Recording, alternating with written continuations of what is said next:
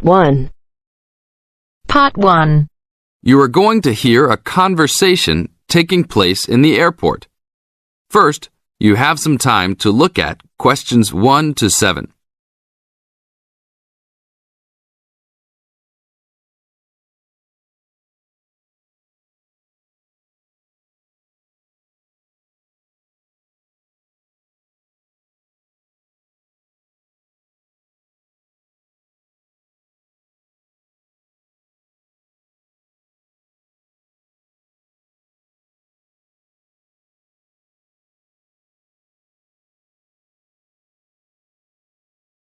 Now listen to the tape and answer the questions 1 to 7. Good afternoon. Welcome to Northwest Airlines. How can I help you today? I'd like to check in for the 2 o'clock flight to Nairobi. Okay. Oh, that flight has been moved back to 2:45. Nothing major, just a weather delay that the plane experienced in Casablanca. May I have your name, please? Sure. It's Jim Harkness. Is that Harkness with 2 S's? Yep. And that's Jim with 1 M. Got it. Oh, I see you're connecting from Beijing. You sure are getting around. Yeah. I'm the director of the Worldwide Fund for Nature in Beijing. I'm going to Nairobi for a conference on conservation planning. Fascinating. Will you have any luggage to check in? Yes, 1 bag, 1 carry-on, and 1 laptop. Fine. Put the bag on the scale, please. We are going to fill out customs forms before departure. Can I ask about the contents of your check-in bag? Sure. It's clothing, personal effects, some gifts, and a few books. Thanks. What seating would you prefer, aisle or window? I'd like a window seat, 3 rows back from those large TV screens if possible.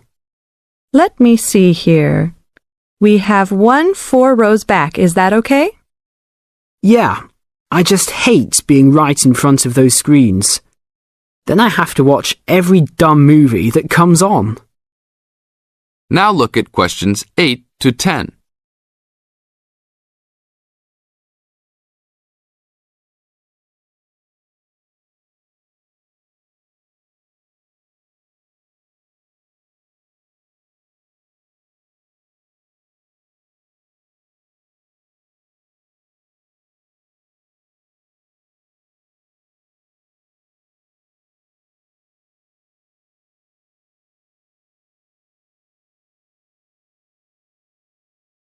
As the talk continues, answer questions 8 to 10.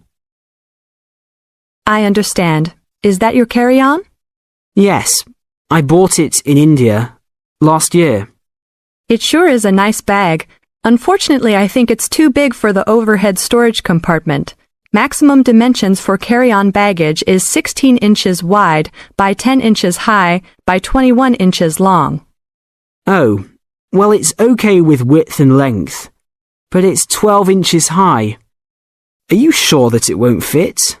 I've squeezed it in before. No, I'm sorry.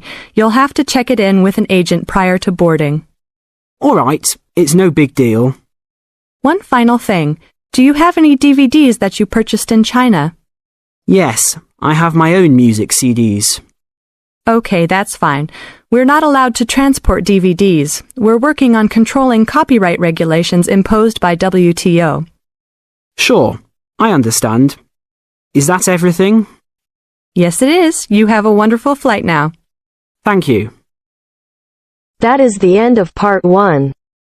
You now have half a minute to check your answers.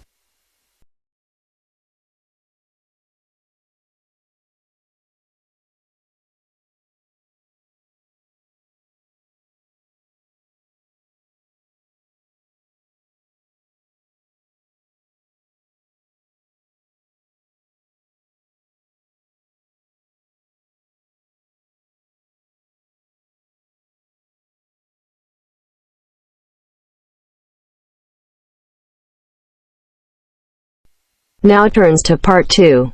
Part 2. You will hear part of a tutorial between 2 students and their tutor First, you have some time to look at questions 11 to 15.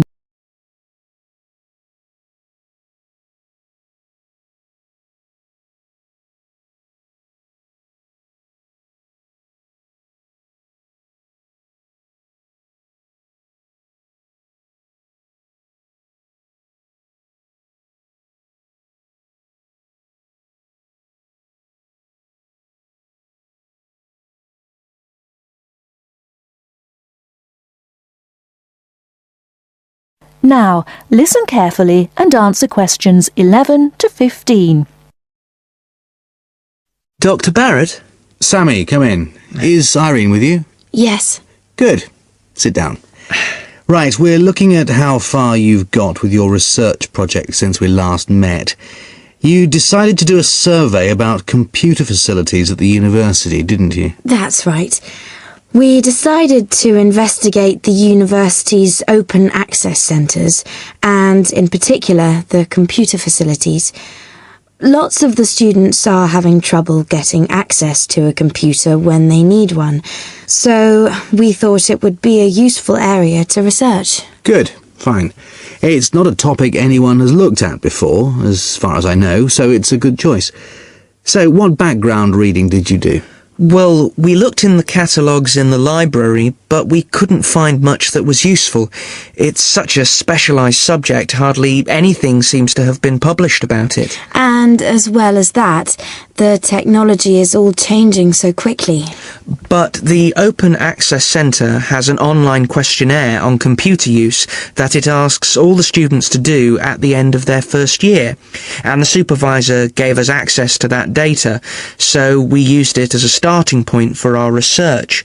It wasn't exactly what we needed, but it gave us an idea of what we wanted to find out in our survey. Then we designed our own questionnaire. And how did you use it? We approached students individually and went through our questionnaire with them on a one-to-one basis. So you actually asked them the questions? That's right. We made notes of the answers as we went along, and actually we found we got a bit of extra information that way as well, about the underlying attitudes of the people we were interviewing, by observing the body language and things like that. How big was your sample? Well, altogether we interviewed a random sample of 65 students, 55% male and 45% female. And what about the locations and times of the survey? We went to the 5 open access computer centres at the university, and we got about equal amounts of data at each one. It took us 3 weeks. We did it during the week, in the day and in the evenings. Not the weekends? No. So presumably your respondents were mostly full-time students? Yes. Oh, you mean we should have collected some data at the weekends from the part-time students? We didn't think of that. OK, it's just an example of how difficult it is to get a truly random sample. So, how far have you got with the analysis of results? Well, everyone agreed there was a problem, but we're more interested in what they think should be done about it. The most popular suggestion was for some sort of booking system. About 77% of the students thought that would be best, but there were other suggestions. For example, about 65% of people thought it would help if the opening hours were longer, like 24 hours a day. Before you hear the rest of the talk, you have some time to look at questions 16 to 20.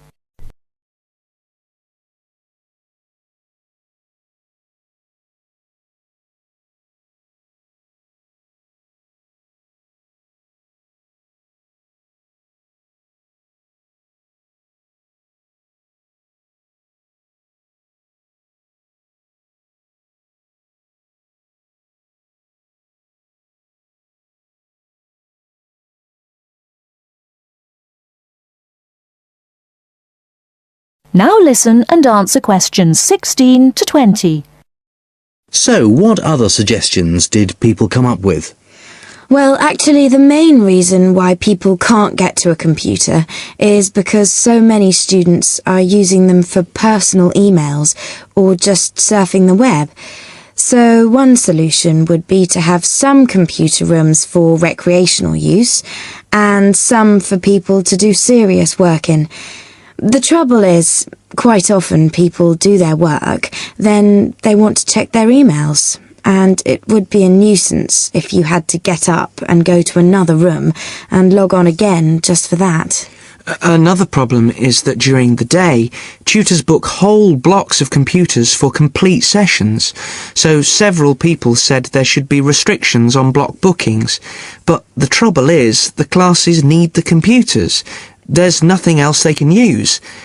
Some people said the whole problem would be solved if the university would just buy more computers, but other people said it might make things better for a bit, but it wouldn't really solve the problem permanently. You can't just solve the problem by throwing money at it. And with the suggestion that the computer room should stay open round the clock, some people did point out that there'd have to be someone around all the time to make sure the equipment didn't get stolen, especially at night. So a booking system seems to be the best suggestion. Yes. Apparently some universities have a sort of queuing system. It means the staff at the open access centres have to organise it, but people say it works quite well. You go along, and if there isn't a computer free just then, you're given a numbered ticket, and then when your number is called out, you have the next available computer. Or it can be done electronically as well, but that's more complicated, and it isn't really necessary. Good. So, now let's discuss. That is the end of part 2. You now have half a minute to check your answers.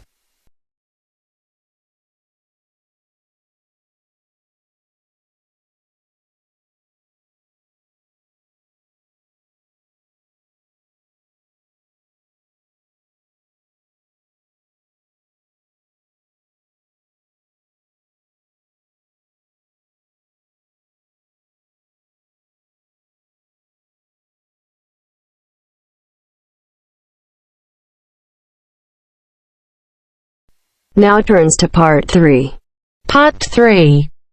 You will hear a discussion between a professor and university students about online learning. First, you have some time to look at questions 21 to 27.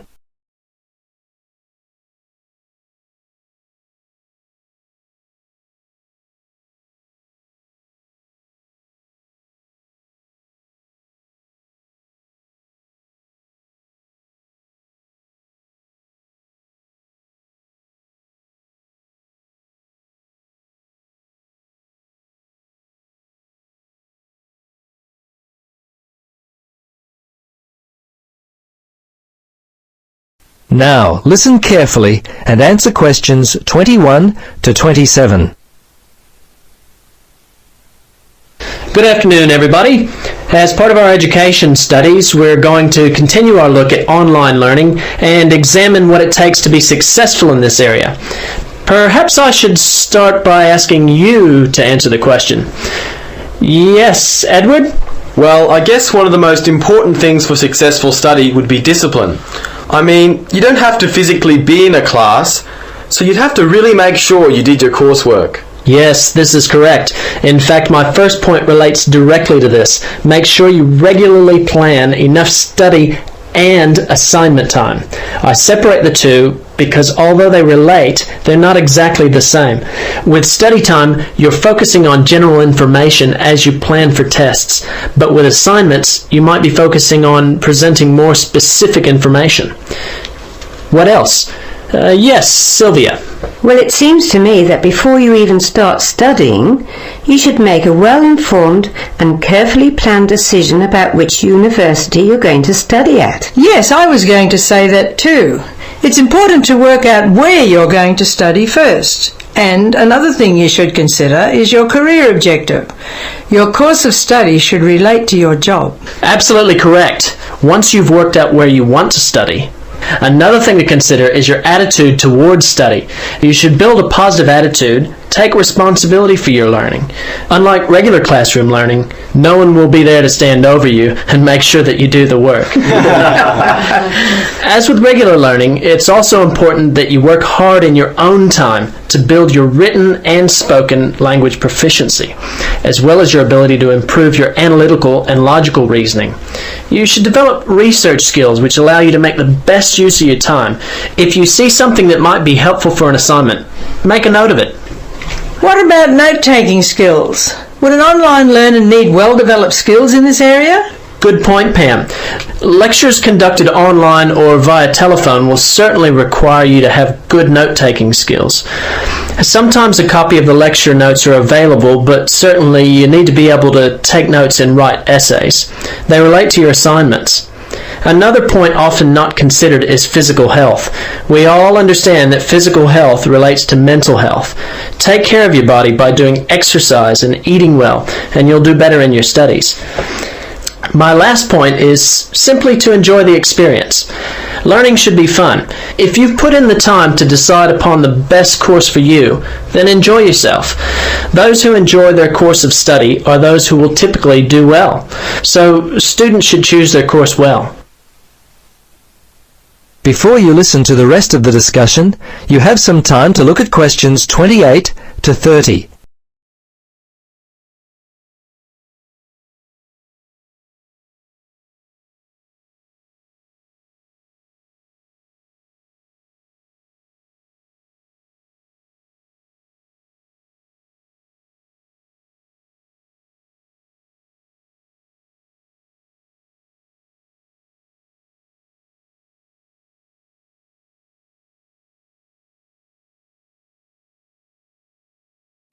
Now listen carefully and answer questions 28 to 30. I'd now like to discuss the assignment for this part of our coursework. Firstly, the assignment is due in 3 weeks. I've reserved information for you at the library. Speak to Carol and tell her you're in the education class. She'll allow you access to the materials I've reserved. Professor, can we borrow them from the library? Some of them can be borrowed, but only overnight because other students may need to have access to them. You'll have to complete an overnight sign-out form. What about the length of the assignment? No less than 1,500 words, and please, no more than 2,000. What about the format? I want that double-spaced and in Arial 12-point font. If you have any other questions, remember to either call my office or you might like to email me. My email address is... That is the end of part 3. You now have half a minute to check your answers.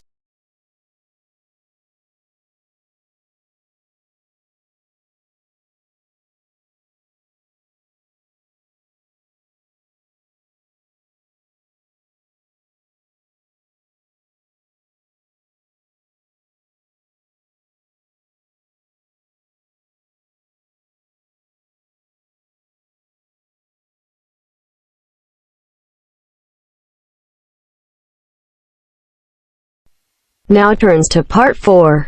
Part 4. You will hear a talk on seasonal affective disorder. First, you have some time to look at questions 31 to 40.